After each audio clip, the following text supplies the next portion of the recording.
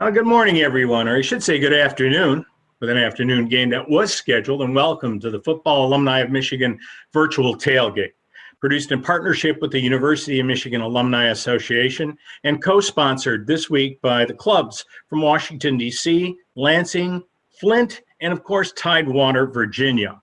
My name is Bruce Motte. I was the longtime public relations director for the athletic department, and I'm very honored to host this series that we've been doing this year.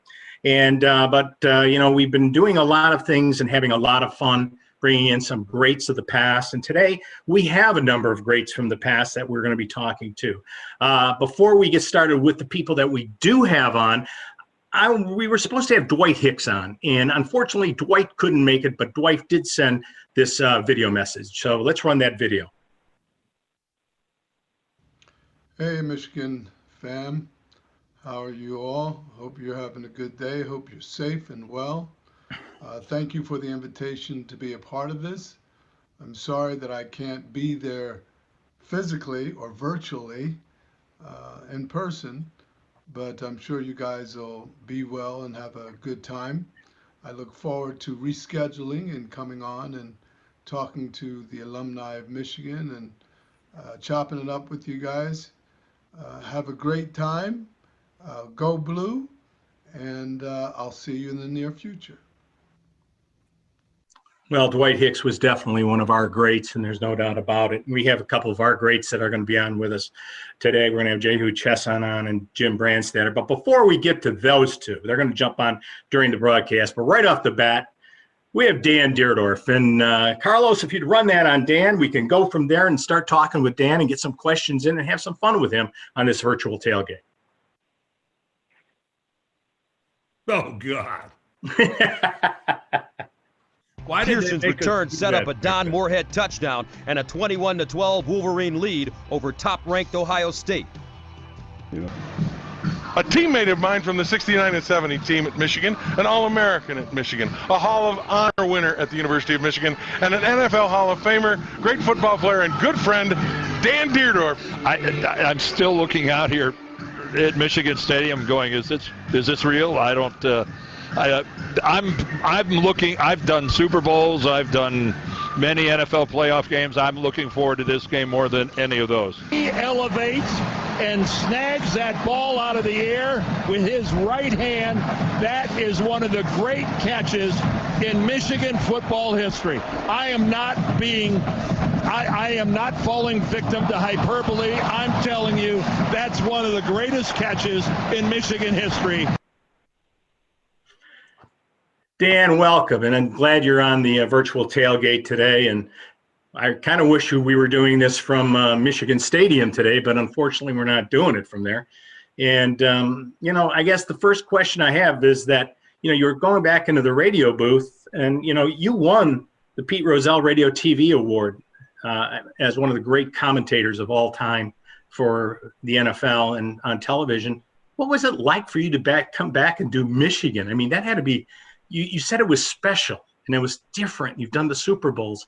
Do you still feel that way today? And I mean, how excited do you get to watch our games as compared to what you used to have with the NFL? Well, I'd spent 43 consecutive years in an NFL stadium every weekend of the fall. 13 as a player, 30 years as a broadcaster. I never did a studio show or anything like that. I was on site at a game for 43 consecutive years. And, during that span, I had forgotten how much fun it is to be on a college campus on a Saturday afternoon, specifically Ann Arbor, Michigan, the big house, my alma mater, just being around these kids. And it's been invigorating for me. I had no intention of doing it. When I retired from TV back in 2013, I'd never anticipated ever walking into a broadcast booth ever again, other than to maybe say hi to Brandy. But Dave Brandon, Brandstatter talked me into it, and I've been a prisoner ever since. Well, it's exciting, and we're getting Brandy queued up here in just 2 seconds. And, you know, when you come in and you take a look at playing in the pros and playing college, tell me, I mean, it's always different, but what was the biggest difference for you from going from college to the pros? Well, it was kind of a little bit like when you leave high school and you end up you're on a college campus, and the first time you walk in that locker room, you know, the guys look so much older because obviously in college they're 3 and 4 years older. Well, do that and do it in a multiple. You walk into a locker room and you're 21 years old, and there are 34 and 35-year-old guys in there with kids that are in high school, and you're going, wow, this is really, really different. And that was just one aspect of what makes it different, but it's the acceleration of everything. In the NFL, everything is so much faster. There are no excuses. There are no, I'm sorry, but I got to go to class. I didn't get a chance to study. No, there's none of that. You're a professional and you're supposed to act like it. You know, speaking of professionals, I got to get Jim to unmute himself so we can get him in here, because we got Brandstatter up here and get you guys talking a little bit about football. But I think before we get Jim in, now let's introduce Jim first. Let's run the piece about Jim. We already ran it on Dan. Let's show Jim Brandstatter first.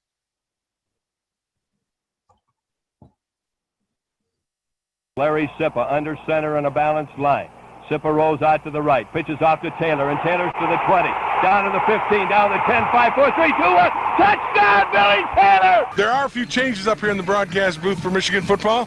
First of all, my name is Jim Brandstatter, and I am sliding over to the play-by-play chair so capably filled by Frank Beckman over the past number of years, and I am delighted and thrilled, and I'm excited for the opportunity. Rudock back to throw, looks, throws deep, that ball is caught! What a catch inside the 20 by Darboh! Wow. I mean, this is Odell Beckham-like. And let's welcome Jim Brandstatter. And now, you know, the way this is set up, I'm in between you two guys again today. That's amazing, doing the stats and spotting for you guys. I have Brandstatter normally on my left and Dan on my right. And so before I get into it, tell me a little bit, Dan, when you got Jimmy as your play-by-play guy, okay, and you were working together, how much fun have you guys had up there? I mean, it looks to me like you guys are having a blast. Well, we are. We have to talk over you snoring in between us. So, first of all, we're handicapped in that regard.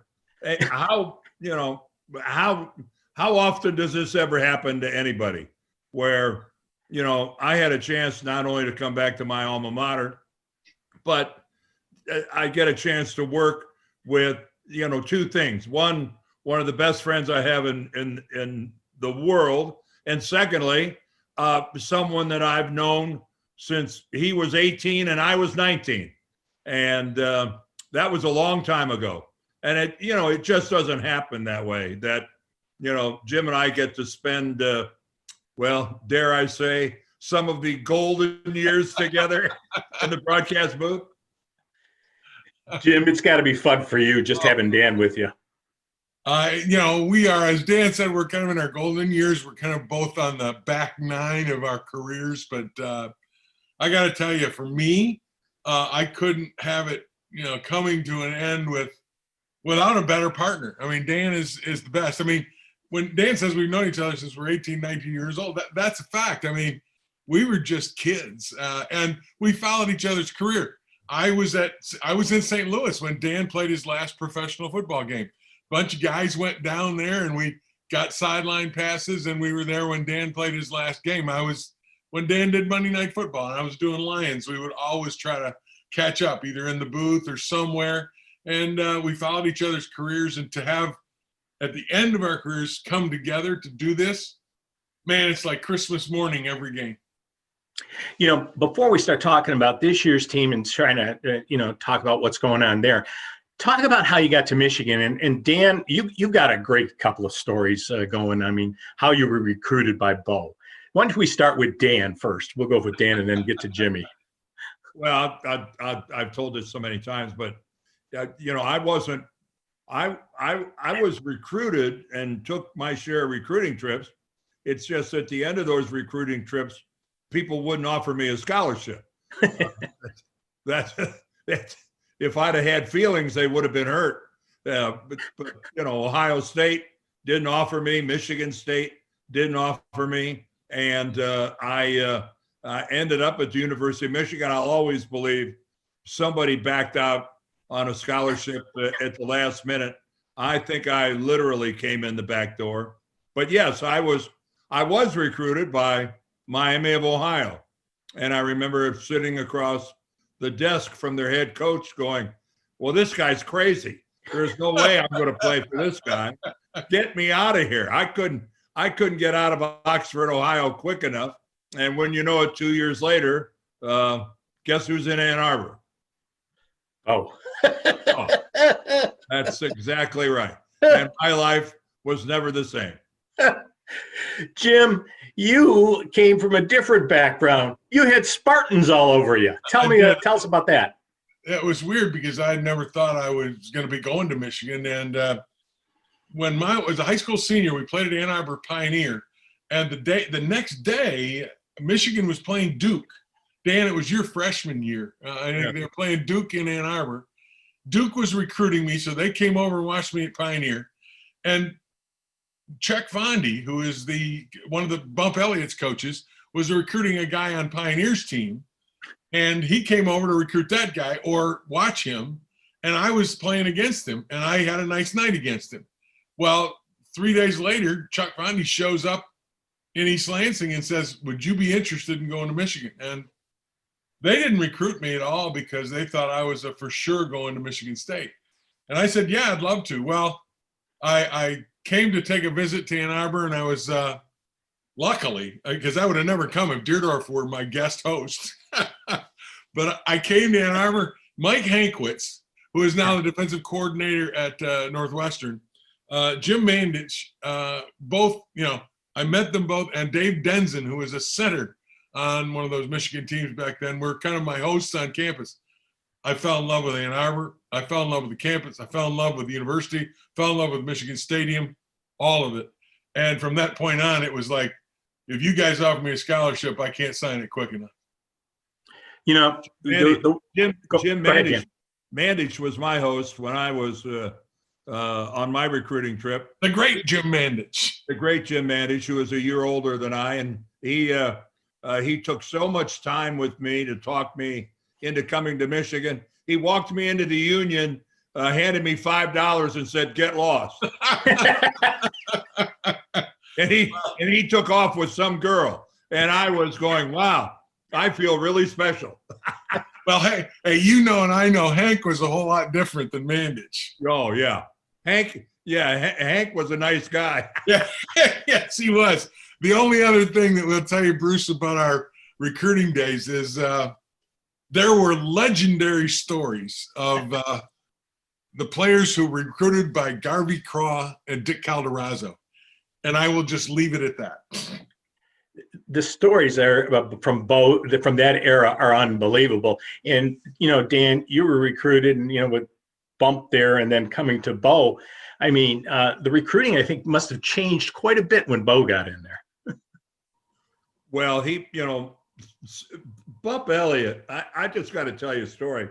When he came to my house in Canton, Ohio, and he sat in our living room with myself and my mom and my dad, when he got in his car, I'll never forget, he's backing down the driveway, and I see him pull out into the street, and I turned to my mother and father, who both almost simultaneously said, "Well, that's where you're going to school. That's the nicest man I've ever met in my life."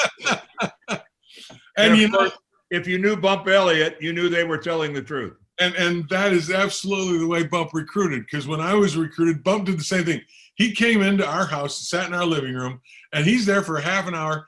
He said maybe 3 words to me. The rest of the time he was talking to my dad about the old Michigan State game, my mom about her cooking and the fact that the Michigan State and the campus and how she graduated and how mom and dad met, all this stuff. And when he left, he looked and turned to me. He says, "Jim, it's a pleasure to meet you and your family. We think you're good enough to play at Michigan. We hope you take a good look at our campus." That was it. And I'm thinking, aren't you supposed to pat my back and tell me how great I am? He didn't do that. He recruited my mom and dad, but my mom and dad, both Spartans, they knew I made the right decision when I chose Ann Arbor. Well, I was really fortunate to be intertwined with both of the Elliott brothers. Obviously, I played for Bump at Michigan, and he's the reason I went to Michigan. But then his brother Pete was an assistant coach with the St. Louis Cardinals while I was a player with the Cardinals. And also, he was the executive director of the Pro Football Hall of Fame when I was elected and then inducted into the Hall. And I got to share that with Pete. So I was really fortunate to have my career, both collegiately and then professionally, kind of intertwined with the great Elliott brothers. That is Michigan football. Amen. Elliott, Bump, and Pete, what they meant to college football and what they meant to football. I mean, Bump, what he meant to the Big Ten. I mean, what he did at Iowa, he might have been one of the most influential individuals the Big Ten has ever seen. Would you agree with that, Dan? Yes, what he's done. He really, people remember. It just depends on your age. Obviously, a lot of people only remember Bump as the athletic director at Iowa. And then, there's another subset of people that remember Bump as the coach at Michigan. And then, there's a generation that's pretty much gone by now, but they would have remembered that Bump Elliott was a Heisman Trophy candidate. He was one of the best players in college football. He was the architect with Fritz Chrysler of the Mad Magicians, national champions. And we're going to talk a little bit about the '69 game, but he really had, Bo always said he was left with a very, very good team, right, Jim? Yeah, absolutely. And here's one other thing, and Dan can talk about this. My freshman year and Dan's sophomore year, Michigan was 8-2 that year. They were a good football team. They lost the opener to California, and then they lost the last game. In between, they rolled up 8 straight wins. That was a good football team in 1968. And when Bo came in, and he admitted it, I give Bo a lot of credit, the cupboard certainly was not empty. And Bo just took what Bump left him, and the rest is history. Well, I think all you have to know is when we beat Ohio State, Bo Schembechler gave Bump Elliott a game ball because every single person on the field for Michigan that day was at Michigan because we went to Michigan to play for Bump Elliott. And Bo always appreciated that '69 team in the sense that we bought into what Bo was selling, but none of us were Bo's kids. None of us were people that he had recruited. We weren't at Michigan to play for Bo Schembechler. We were at Michigan to play for Bump Elliott. And you're right, that '69 team had 4 college football Hall of Fame players on it, more than Ohio State had. And every one of them recruited by Bump Elliott. Talk about that '69 game. I mean, everybody talks about it, but I guess what's your biggest memory from that game, Dan? The fact that we were able to pay off a debt. We got run out of Ohio Stadium the year before, embarrassed.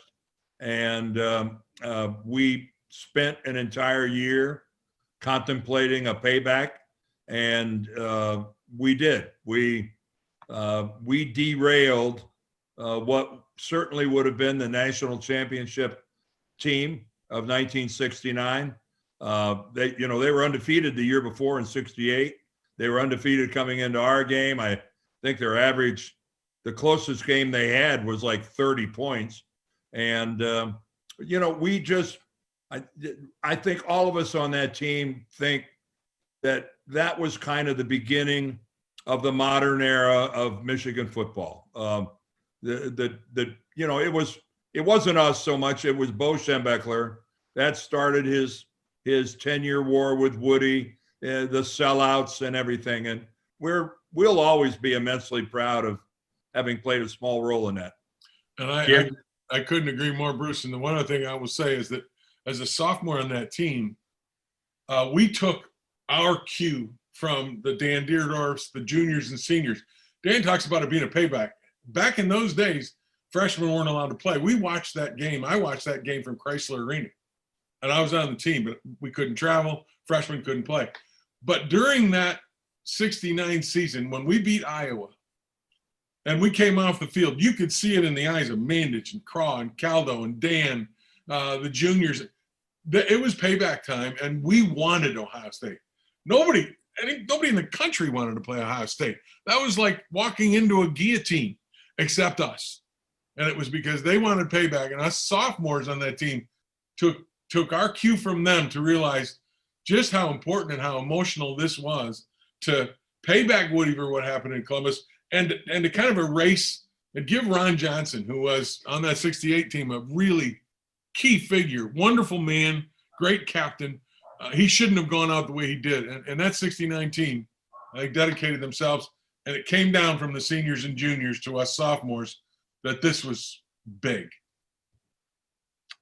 Johnson was an unbelievable player. I mean, we could talk about him forever. One of the great running backs in Michigan history. There's no doubt about that. Still holds the single game rushing record, does he not? Yeah, he still holds it. He held it. He did it against Wisconsin in a rain day game that I think you'd remember quite well. Then, Dan, I think I blocked for every one of those yards. Yep. I'm immensely proud of that. I was a sophomore, and I played every snap of that game, and that was fun. You know, the other guy in that game, Dan and Bruce, that really did a great job was Garvey. He was the fullback on that team, and they had a really good linebacker. And I mean, Garvey wore him out all day long. And I thought Garvey and Ron Johnson were the MVPs of that game big time. Just want to remind you what different era that was. Say again? That's back when we used to run the ball for a lot of yards against Wisconsin instead of the other way around. Yeah, vice versa. I want to remind everybody that you can submit questions, and please do submit the questions, and we'll try to get them on as quickly as we can. And a lot of the questions that we are getting is the questions that we're having right now is about this year's team. So, you know, what I'd like to do, you know, is let Jim and Dan kind of talk about this year's team. You know, we've had a lot of changes in there. We got a bad connection here, Bruce. I think I got to go. Well, you know, it's interesting because we had one individual called Mr. Kopp asked about, you know, the records, you know, and that Ohio State and Alabama have never had these type of records. Yes, they did.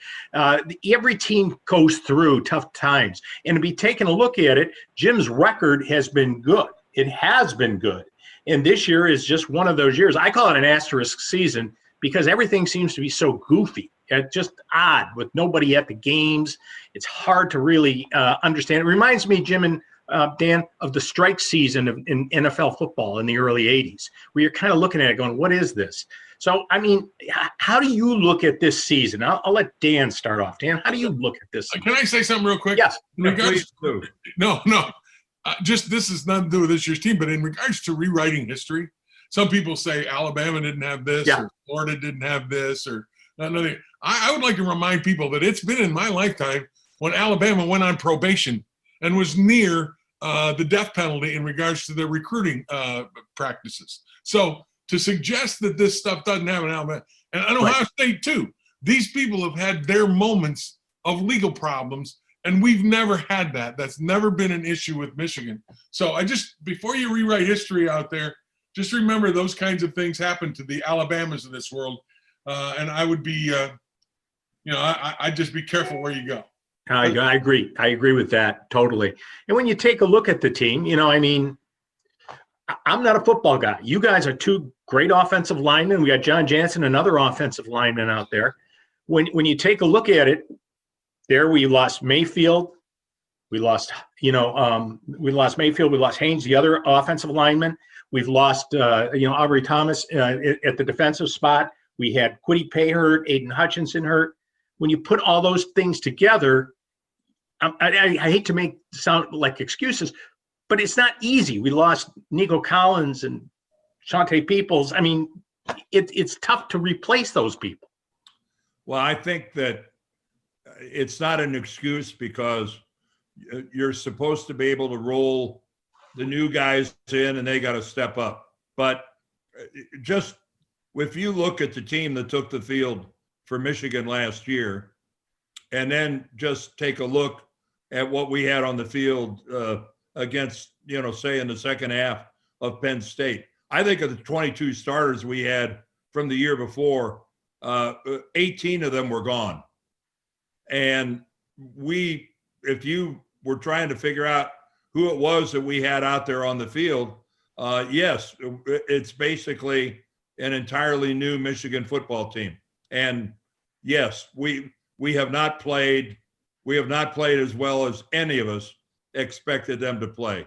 I guess we were thinner at some spots than we were hoping to be. And some of the people that we were hoping were going to take giant leaps haven't taken that leap yet. And yes, this has been a year that I will very much like to have in the rear view mirror. Yeah, put an asterisk by Bruce. I'm with Dan on that one. One thing I will also say is that, football, Dan and I both believe this strongly because we were brought up this way. It's up in the line of scrimmage is where you do it, where you get it done. And offensively up front, we've had an unbelievable change up. We've got true freshmen moving to play center to left guard to right guard. We've had different guys moving in and out of the lineup. There's been no cohesion there. That's been a problem for the offense. And defensively, arguably 5 of the top 6 defenders that began the year, like Dan said, are not playing. And the youth that's coming in behind that, and it does sound like an excuse, but ultimately good players make good plays. And experienced players are better than inexperienced players. And they have an opportunity to play better. And that's where I think this team has come down. So, yeah, we're both disappointed. All of us, everybody out there in Wolverine Nation is disappointed. But it is what it is. And you got to get through it. I don't think you jump ship either. Before I turn this over to Jason Cummings so he can have the alumni clubs talk and ask some other questions out there from the people, I do want to ask both of you one question, and either one of you can answer it. Okay, what is the difference between playing tackle and guard on the offensive line? I will defer to my elder partner, Dan Dudorf. Playing guard sometimes is like playing bumper cars because you're doing combination blocks with the center a lot of the time. And then sometimes they're doing combination blocks with the tackle. There are more situations during a football game where the tackle is all by himself in his responsibilities. A lot of times in the middle, it's 3 against 2, but normally it's the offensive tackle, the defensive end, they're locked up one-on-one. It's a little bit like playing cornerback. If you make a mistake out there on the edge, it's very difficult to recover from it. And to me, that's the biggest difference. And I'll add to that in most instances, especially at the NFL level, the best defenders in the line of scrimmage are those edge rushers, those guys out there that the tackle has to deal with on a one-on-one basis. A guard never has to deal with getting down in his stance and looking at the guy that he's supposed to block lined up 3 yards outside of him. Yeah. And in a track stance, getting ready to blaze off the corner, and you've got to cut him off at the pass. Those are the kind of situations that guards don't have to deal with. All right. Right now, I'm going to turn this over to from the football alumni of Michigan, Jason Cummings, who's done a lot of the public relations and has put most of these things together. And Jason, you've got some club presidents and a couple of other football players, former football players out there that want to ask a couple of questions. So, Jason, I'll turn it over to you so you can handle that. All right. Thanks a lot. And, Jim and Dan, thank you so much for jumping on the call today. I'm just sitting back, getting drawn into the conversation, learning so much about Michigan history. And it's just great to hear. And we'll start off with the club leader. And, this is significant. This is Ron Raymer, and it's a very unique story. Ron is a military serviceman, and he participated in the home gate, the virtual homecoming, a little while ago. And Ron graduated in aero engineering, and he flew helicopters for a career. And there's a video that he really did that's cool, and he did a video in front of a structure as part of something for homecoming, and it's the new USS Gerald R. Ford aircraft carrier. So if we've got that video, let's go ahead before Ron asks his question, and let's play the video. We're standing on the quay wall at Naval Station, Norfolk, Virginia, in front of the Navy's newest aircraft carrier, USS Gerald R. Ford. It was named for the center on the University of Michigan's national championship football team in 1932 and 33. He also joined the Navy in World War II, and he became the only president from the state of Michigan. On behalf of the University of Michigan Club of Tidewater, go Blue!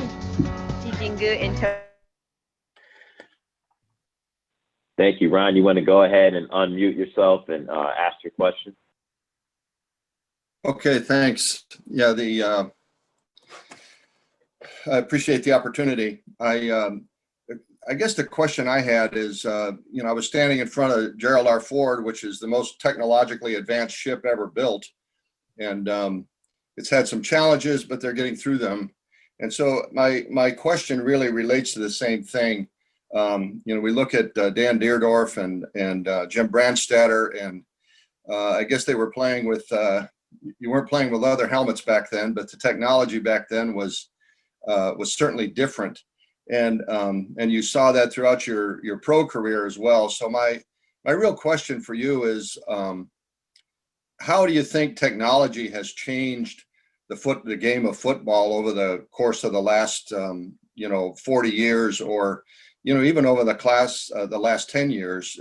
Things have changed pretty dramatically.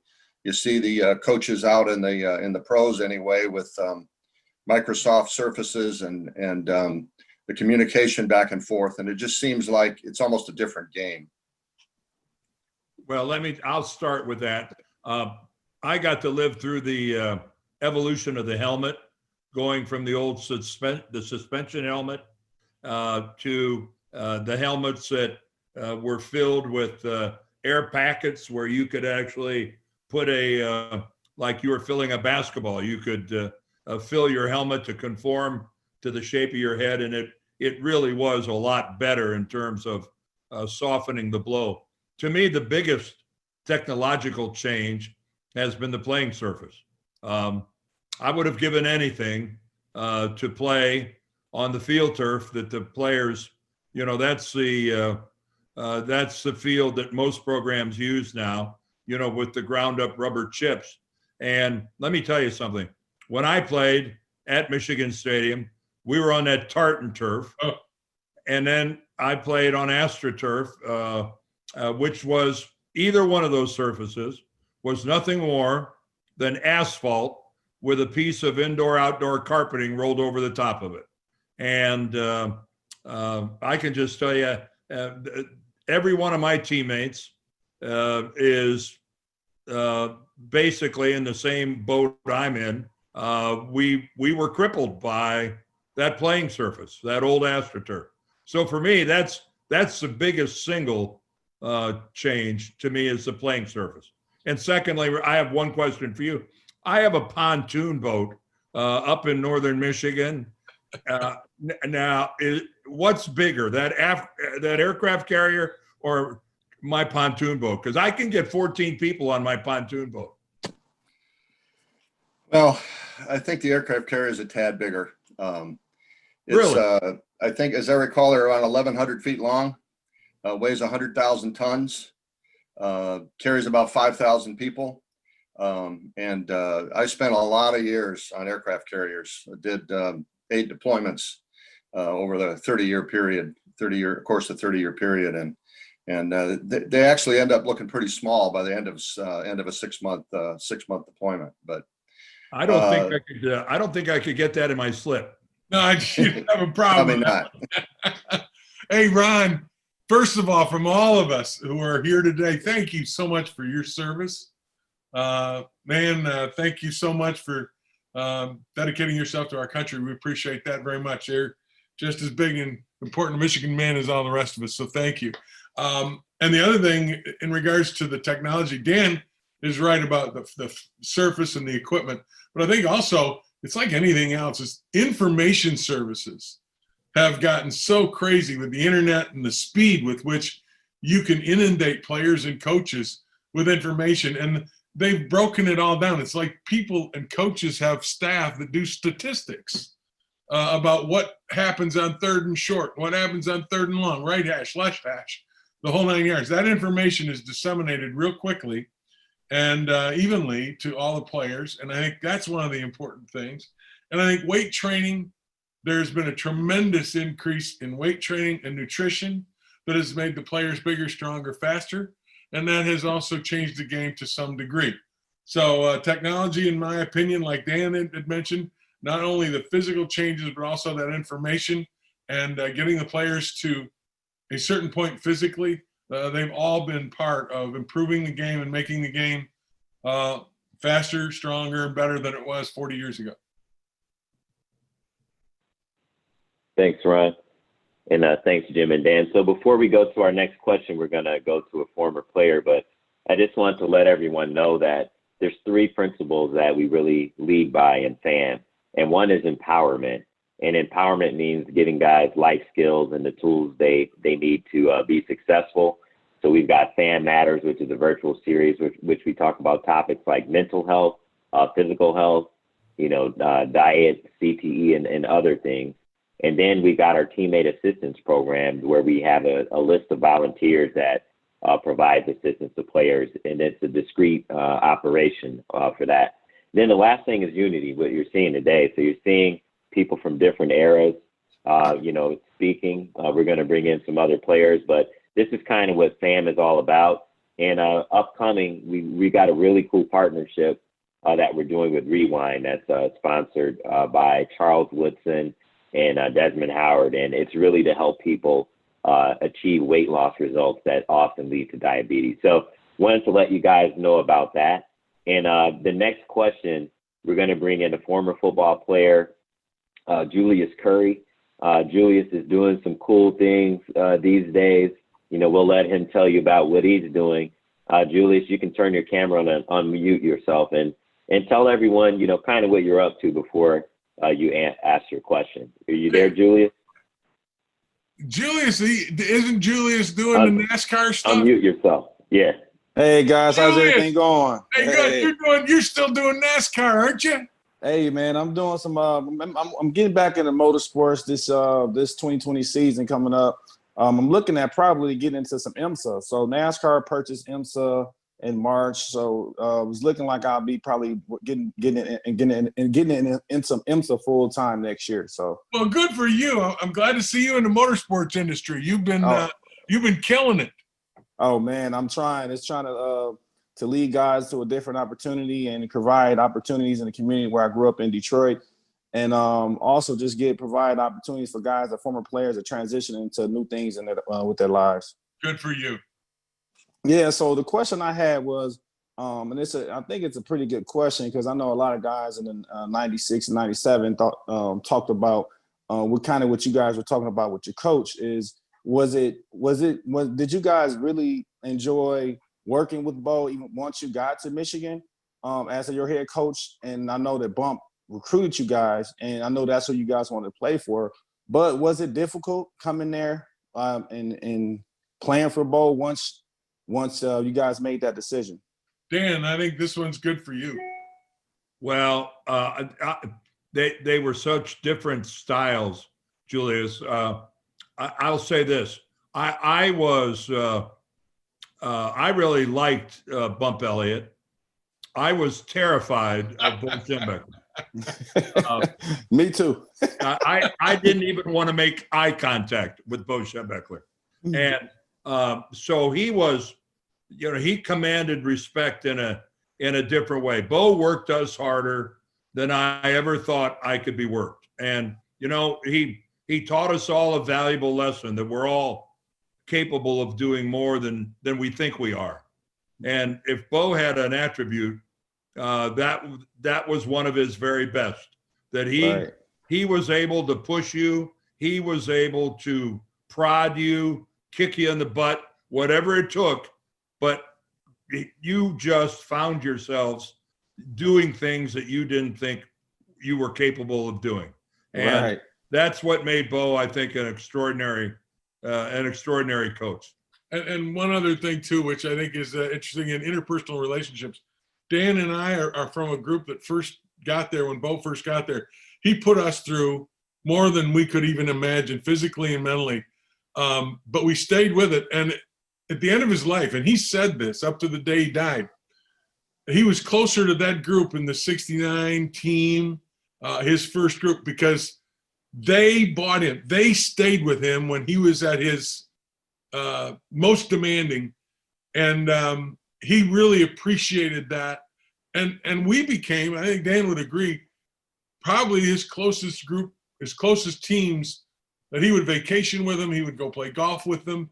And yet he treated us probably worse than any other group. And yet we were as close to him when we graduated as any of his teams. It's an interesting dynamic, but I think Dan would agree that that's kind of the way it went. Wow, that's great. I mean, when I played with Lloyd, it was kind of cool because Bo was right down the hallway, and it was like it was still Bo's team, It was like I think I got cussed out more about Bo than I did Lloyd. I heard somebody one time describe the Michigan coaching changes when Lloyd was there, and they said, well, let's be realistic. The coach has never changed at Michigan. It's just the guy's name is Bo Mokar. Yes. Yes. I mean, seriously, from Bo to Gary to Lloyd was seriously. Now we're looking at minute little differences between. Right. Yeah, man, and I love seeing you guys, hearing you guys on here, man. Brad Statter and Deardolph and Bruce, to see you guys on here and giving the guys opportunity to come back and be a part of University of Michigan in our own little way. Julius, thanks very much, and good luck with the IMSA thing, man. I can't wish you a good big success in that. Oh, thank you so much. Yeah, thanks, Julius. We appreciate you, and we'll have to bring you back on to do some more stuff with FAM. But thanks a lot, man. Okay, for sure. You guys. All right, All right, thanks. All right, thanks. We're gonna go back. We're gonna go to another club leader, and this is from your neck of the woods here, Jim. But we're gonna bring in Dan Thompson from Lansing. Dan, why don't you go ahead and unmute yourself and ask your question. Great, thanks. Can you hear me okay? You can. Awesome. Well, this is Dan Thompson, the president of the Lansing Club here, surviving on a day-to-day basis in the heart of Spartan country. You have our sympathy. I know. Oh, believe me, every day I wake up and I wonder how I'm going to get by. Well, this year was particularly bad, but we're not going to get into that right now. So I'd like to ask a question related to academics.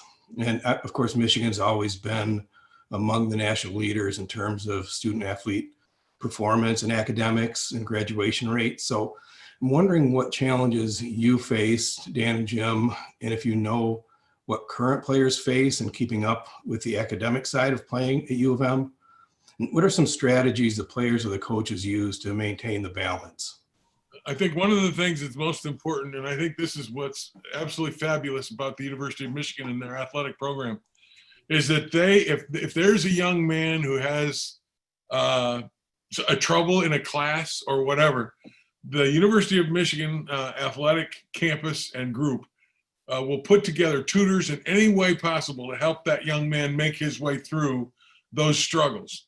And I think that's one of the greatest things that they do, because you've got to manage your time as a student athlete more than anything. And they've got classes where kids manage their time and they teach them how, and then they will give them tutors and help. And I think that's tremendous. And I think that they have a leg up if you're an athlete at the University of Michigan. So the athletic department, in my opinion, does a great job in servicing the academic part of being a student athlete. At least that's my thing. And from a standpoint of moving forward, this kind of thing, the connection with FAM and the connection with other Michigan graduates is a tremendous help to anybody who does graduate, because they've got a leg up. They can talk to somebody who graduated from Michigan, and that person will, I think, open the door to anybody who has a degree from Michigan. I think it's also important to remember that there are lots, and this is not to pat ourselves on the back too much, but Michigan standards are what they are. Their admission standards are what they are. And there are young men playing Power 5 football today that would not get into the University of Michigan. And I don't think that's ever going to change. And I don't think any of us want that to change.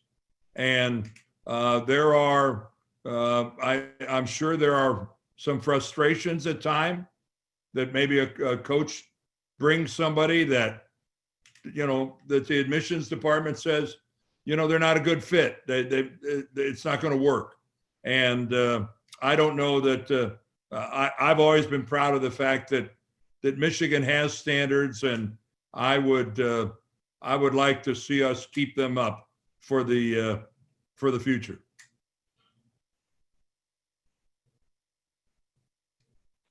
Thanks, Jim and Dan, and thanks for the question, Dan. Yeah. So we're going to go to the next club leader. This is we're going to go to Mike. Mike from Flint, from the Flint chapter. Mike, you want to unmute yourself and ask your question? Yeah. Hey guys, thanks for taking your time out today. Appreciate it.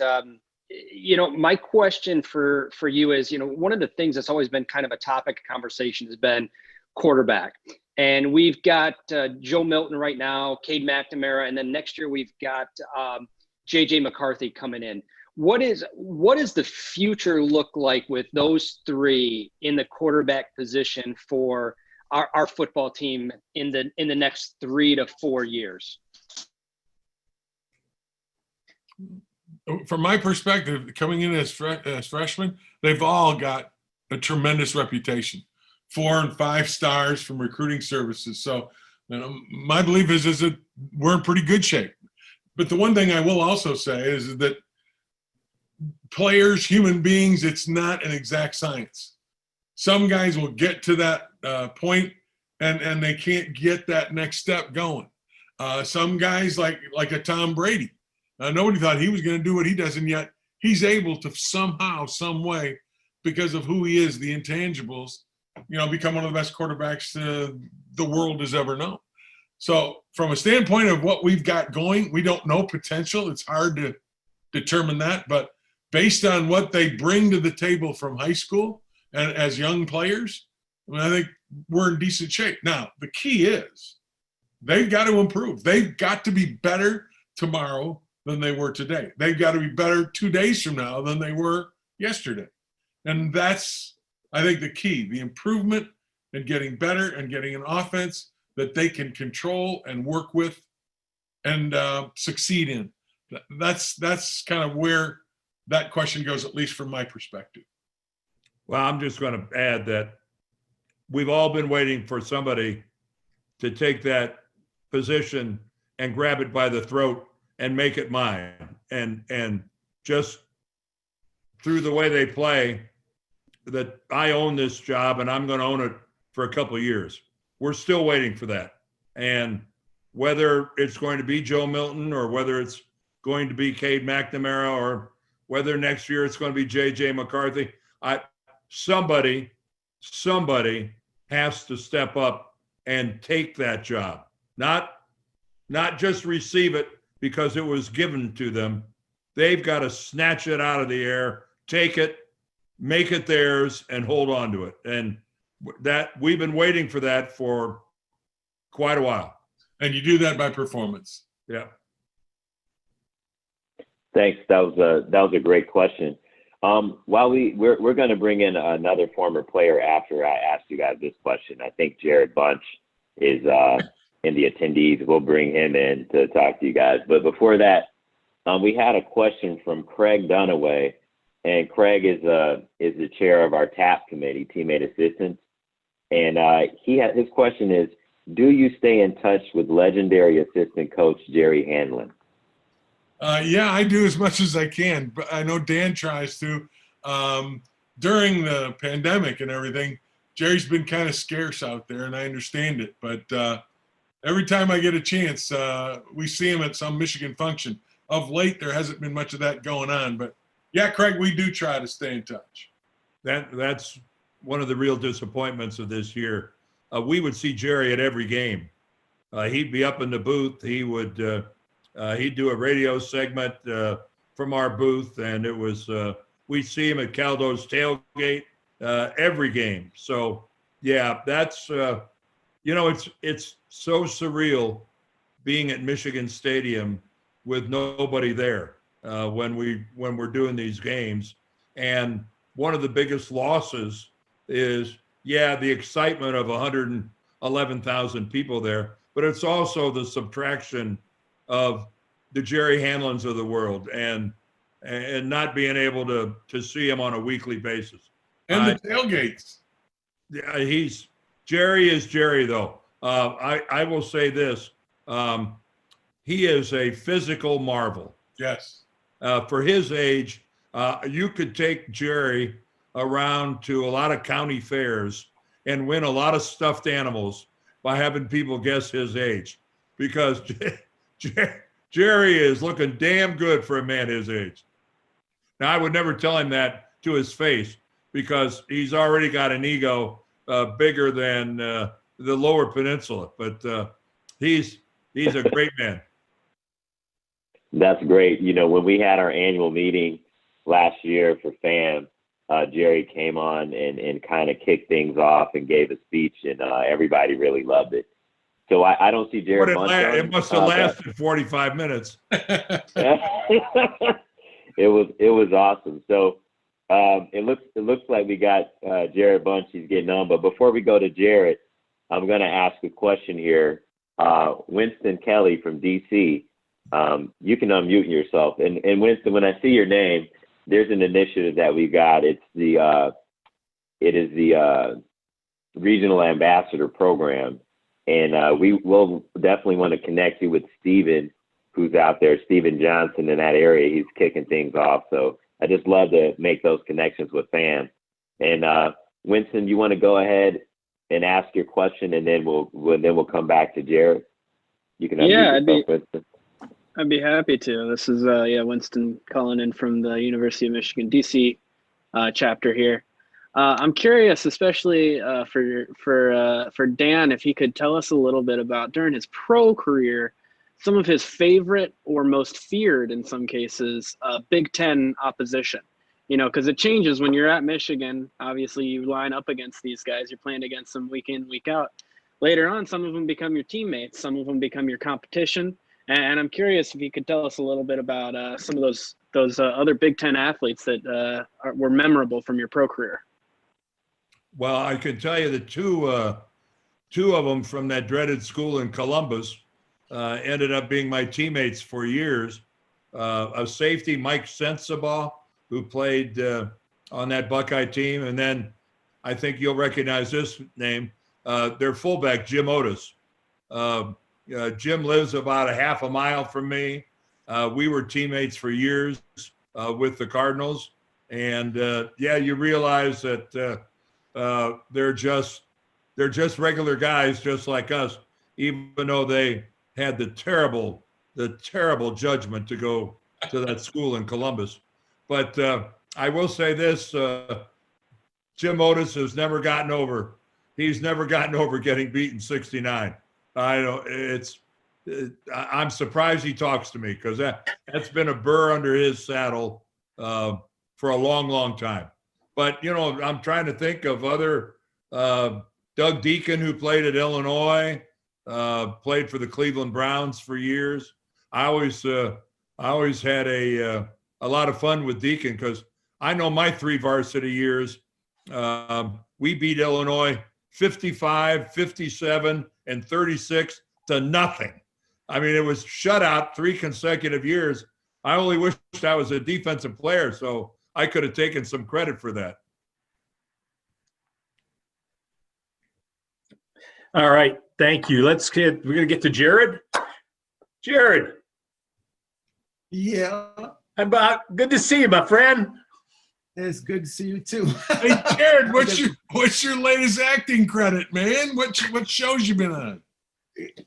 COVID. Oh, COVID. Well, I hope it's not a starring role. I was going to say, Nothing's going on. COVID, nothing's going on. Nothing. That's too bad. Yeah, it is too bad. But one question that I came up with is this. I'm from Ohio. I live out here in California, and it is very hard for me to fight and show everyone and tell everyone the greatest rivalry in college football when the last 10 years it's been one-sided. What do you give me something? Give me something that I can tell the people that the Michigan-Ohio State rivalry is the greatest college rivalry in football when we've been on the short end for the last 10, 12 years. I wish it had only been 10 or 12. Yeah. It's hard when you don't win, Jared. And like I said, the only thing I can say about that is in order to make it back to be that right, we got to beat them. And I think the one thing that I will, and it goes back to a question earlier, Ohio State has had the quarterbacks. They have done a great job at that position. And that's kind of been, in my opinion, the real big difference there in what's happened over the years. But it's a great rivalry. It always will be. Maybe it's a little sleepy, a little snoozy right now because Michigan hasn't held its up. It's part of the bargain. But until we win, you're going to have to fight that battle. It didn't help that Urban Meyer's from Ashtabula too. He's from my hometown. That hurts. Yeah. No, it's we bear the responsibility. We're going to have to take it. They're never going to give it to us, and you have to give the devil their due. Ohio State is on an extraordinary run, and they aren't doing it with smoke and mirrors and a bunch of tricks. They have every year a top 2 or a top 3 national recruiting class. And the reality is they have a roster. They're just deeper than everybody else in the Big Ten, and they're deeper than most schools in college football. They're recruiting. Let's not kid ourselves. They win because the horses they put on the field, and they have quality, and they have quality backing up quality. And that's, that makes them elite. I'm sorry, but they've been on a hell of a run. And Dan and I have a game we play sometimes where you say, okay, if that guy were on our team, who would we play from our team that could make their starting lineup? And we have a game that we play like that. And over the last few years, I got to tell you what, it's pretty sparse, the number of players that we thought we could get in and start on the Ohio State starting 22. No more than a handful. I've always had a second question. And a lot of people ask me, what did Michigan, when I was playing, because my record at Michigan against Ohio State was 4. We beat them 4 out of the 5 times I was there. And they asked, oh, so you got your gold charm or I said, gold charm, what are you talking about? I said, well, Ohio State, every time they beat Michigan, they get gold pants or put on a chain. Like we got nothing. We expected to beat Ohio State every year. That was it. That was what we got. How is it that Ohio State can receive gifts gifts just for beating us. Is that legal? Let me report it right now. Let's get a report. I think there's nobody in Michigan wants to wear a charm bracelet. So if they want to have little tickets for their charm bracelets, good for them. And I got a real quick story I would tell about Jared.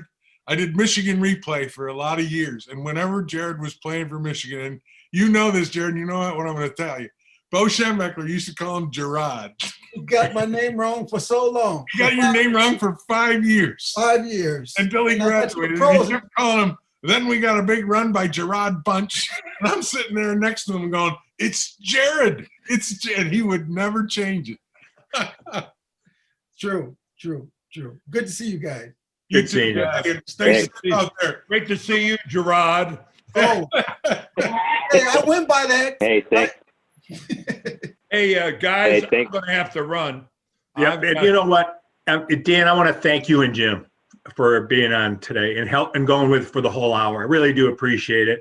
You guys are great. It's fun to be in the booth with you. I'm sure the fans love listening to you because I know I do when I'm sitting up there. You guys really add a lot to the game. Hey, it's good to have you along with us, Bruce. And hopefully next week we'll be in the booth. We can broadcast that Michigan-Ohio State game. And thanks to everybody on the FAM virtual tailgate today. I'm glad we had a chance to do this. Me too. Thank you guys so much.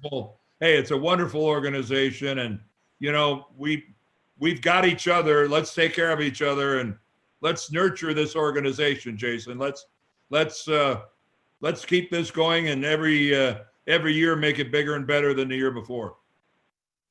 Gentlemen, Dan, thanks. Thank you, Dan. Thank you so much. See you guys later. Appreciate it. All right, see you, Jim. See you, Dan. See you next week. You got it. Bye-bye. Okay, bye. Jason, you got any last things to say about FAM? I was going to have you close up, talk a little bit about the group, but is there anything you already had mentioned it? But is there anything you want to add?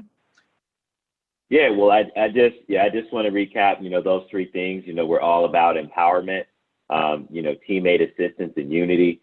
And we're looking forward to growing this relationship with the Alumni Association. And we're just looking forward to growing regionally. So thanks, everyone, for joining. I'll kick it back to Bruce, but I know we've got the James Earl Jones alumni video to take us out. Even though there isn't a game today, I think everybody really felt the spirit of Michigan, and that's what FAM is all about, capturing what we felt today. And I'll kick it back to you, Bruce. Jason, thanks for all your help. Mike Carty, by the way, from Cleveland, did ask a question about DJ Durkin, and I figured I'd get back to him on that. Where is DJ right now, our former assistant coach? DJ is the co-defensive coordinator and linebacker coach with Lane Kiffin down at Ole Miss. So we've got that. So I wanted to make sure that Mike got that answer in there so we could go from there. Again, I want to thank FAM, especially Jason and Mike Martin and Craig Dunaway, all the guys down there. The football alums are special. All of our alums, the letter winners, and everybody who's played and been to the University of Michigan. There is something special about this university, and it's just great to be a part of it and to be able to promote it. And I'm really happy about it. And all I can say is I hope everybody has a wonderful day. I hope we can play Ohio State next week. I hope we can beat them. And go blue, and let's hear from James Earl Jones.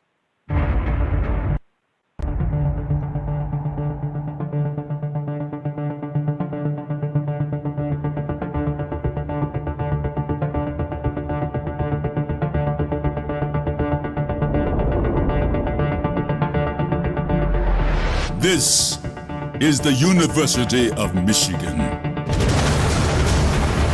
What a football game we're going to have here this afternoon. You are looking live at a sold-out 103,000 Michigan Stadium in Ann Arbor. And the football game from Ann Arbor. The nation will rock with the praises of the maize and blue this evening. Where we respect integrity and honor excellence. There's a jubilation and cheering long into the night. Here come the Wolverines. We are loyal Wolverines. Today, your football team is #1 in the country, and it's all right here. Standing for Midwestern values, hard work, determination, and an enthusiasm unknown to mankind. The old season is over. It's going to be Michigan again. We are the best university in the world. Students and athletes and professors achieving at the highest level. You better believe it. This is our legacy and our future. We are proud members of the Big Ten Conference in pursuit of national championships. We'll win this championship! We have won more games than any team in the country. No one has won more. We believe in football. We did it! Championship football. He has off the Sheller's for Braylon, up in the air, touchdown! Touchdown, Billy Taylor! Shoelaces dropping in the wind. We shy away from no challenge or opponent. Brady. We bow to no man. We bow to no program. We are Michigan.